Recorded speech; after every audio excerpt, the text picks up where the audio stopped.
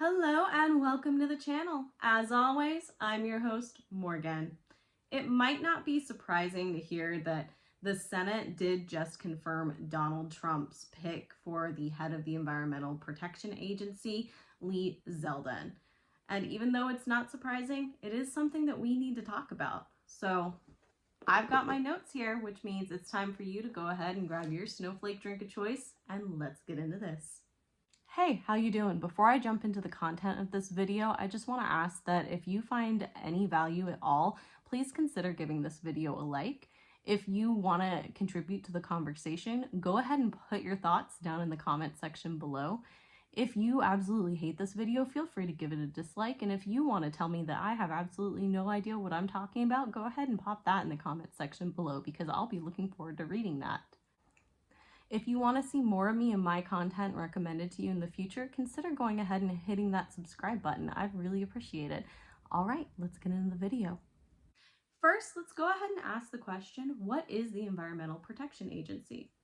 The Environmental Protection Agency, or EPA for short, is a government agency that was put into place to protect environment and human health, which that does go hand in hand because a healthy environment directly correlates with healthier humans as well. Per the EPA website, the agency works to ensure that Americans have clean air, land, and water. National efforts to reduce environmental risks are based on the best available scientific information. Federal laws protecting human health and the environment are administered and enforced fairly, effectively, and as Congress intended. Environmental stewardship is integral to the U.S. policies concerning natural resources, human health, economic growth, energy, transportation, agriculture, industry, and the international trade, and these factors are similarly considered in establishing environmental policy. All parts of society, communities, individuals, business, and state, local, and tribal governments have access to accurate information sufficient to effectively participate in managing human health and environmental risks. Contaminated lands and toxic sites are cleaned up by potentially responsible parties and revitalized, and chemicals in the marketplace are reviewed for safety. So that's a whole lot of things that the Environmental Protection Agency, or EPA, is responsible for. So how exactly do they accomplish this mission? Well, they develop and enforce regulations, which I'm sure you've heard people either complaining about the regulation from the EPA. That's one of the things that they do. They give grants to things like state programs, nonprofits, and educational programs, and that's just to name a few. They actively study environmental issues, so there are laboratories all across the nation dedicated to studying environmental issues, and that's part of the EPA. They sponsor partnerships with businesses, nonprofit organizations, and state and local governments, so that helps environmental regulation, it helps all of that good stuff that they are overseeing. They teach people about the environment, and then probably what I think may be one of the most important things is they publish the information about their activities. And this is perhaps one of the most important things because information and access to information is access to knowledge, and knowledge is power. Donald Trump has been very vocal about his desire to either handicap or dismantle the EPA. So over the next, hopefully only 4 years, it is a very real possibility that this mission may actually become bastardized, especially with Lee Zeldin at the head of the agency. Which brings us to the question, who is Lee Zeldin? While Lee Zeldin is not as recognizable as other members of the Republican Party like Mitch McConnell or Ron DeSantis, he is a former congressman from the state of New York. He represented New York's 1st district from 2015 to 2023. And he did run for governor of New York in 2022, but lost that race to Democrat Kathy Hochul by 6 points. Zeldin served as part of Trump's defense during his first impeachment and voted against certifying the 2020 election results where Donald Trump lost to Joe Biden. Zeldin is in support of expanding fossil fuel extraction and used that as part of his platform when he did actually run for governor. During his election campaigns, Zeldin has accepted more than $410,000 from the oil and gas industry, and he has been known to question the scientific consensus on climate change. While he's not outright a climate change denier, but he is a questioner. While it is true that during his career, Zeldin did vote for some environmental programs and did support a few conservation efforts in his own district, when you look at statements put out from people who worked with him on those efforts and his actual voting record, the picture that's painted is kind of abysmal. So let's go ahead and look at Zeldin's voting record on the environmental issues. The League of Conservation Voters, or LCV for short, gave Zeldin a score of 14% on his lifetime voting record on the environmental issues. What this means is that during his career, Zeldin only voted in favor of environmental policies about 14% of the time. If you take a look at the LCV scorecard that I do have linked down below, you can actually see the table showing all of the issues and how Zeldin voted on them. If you click on the issues, you can get a little more information about that particular issue, and you can see how every single representative voted. I'm not going to go through all of these issues here because there are a lot of them and we do not have infinite time for this video. So let's move on to how Zeldin was vague during his hearing with Congress about becoming the head of the EPA.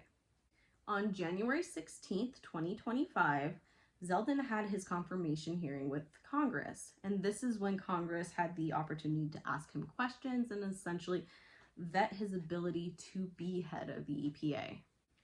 For the most part, Zeldin sort of danced around the questions and only gave vague answers. One example being when Senator Sheldon Whitehouse of Rhode Island was asking him about very basic climate science, and Zeldin's response was, and I quote, "I don't sit before you as a scientist." However, it is important to note that when a follow-up question was asked, Zeldin did say that carbon dioxide does trap heat, so at least he grasped that one basic point of climate science. And then Zeldin also declined to commit to any specific policies, but did make it very clear that he believes in strict limits on the EPA's regulatory power, which the EPA is supposed to be a regulatory power when it comes to the environment. So that's interesting. So what exactly are my thoughts and predictions based on the information we've gone over here and the information that's available?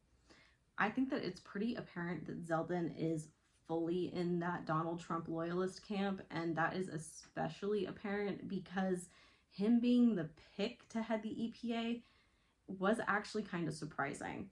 There was some assumption that someone like Mandy Gunasekara, excuse any pronunciation errors, I don't know how to pronounce that last name, who authored the EPA section of Project 2025, was going to be the pick. During his hearing, Zeldin did say that he wants to work with the private sector to, quote, promote common sense, smart regulation that will allow American innovation to continue to lead the world. I find that a little bit interesting because smart regulation would correlate with science, and I'm actually pretty skeptical that that's going to be what we see during the Trump administration. Donald Trump has already made it very clear that his energy and environmental policies are essentially drill baby drill and to repeal the Green New Scam. So considering Zeldin's voting record and his position as a Trump loyalist, or alleged position as a Trump loyalist, I find it really hard to believe that he wouldn't share those sentiments. Donald Trump has made his intention to roll back environmental protections and regulations very clear, and honestly, I don't realistically see Zeldin standing in the way of that. I predict that over the next 4 years, the Trump administration and Zeldin will work very hard to handicap the EPA, if not get rid of it entirely. With that being said, I do not think that they can realistically get rid of the EPA unless they do just take control of the government in an authoritarian kind of way. So let's hope that doesn't happen for not just the EPA's sake, but the sake of so many other things. I also predict that we're going to be seeing quite a few lawsuits get filed in response to any attempted handicapping that occurs.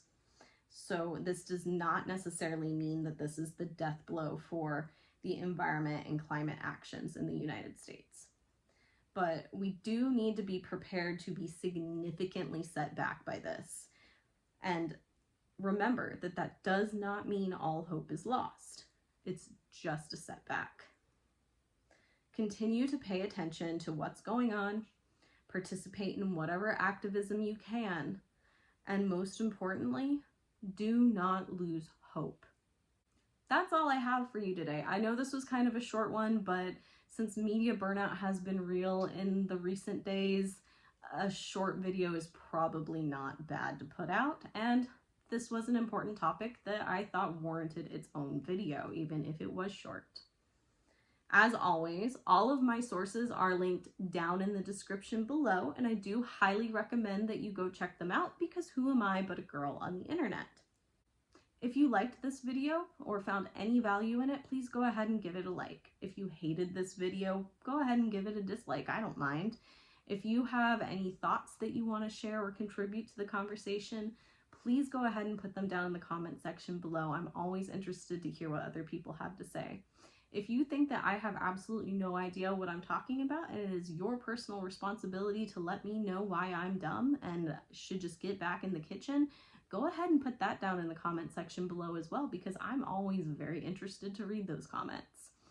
If you want to see more of my videos recommended to you in the future, please go ahead and click that subscribe button. I would appreciate that very much. But I hope you have a wonderful rest of your day, afternoon, evening, what have you, and I will see you all in the next one.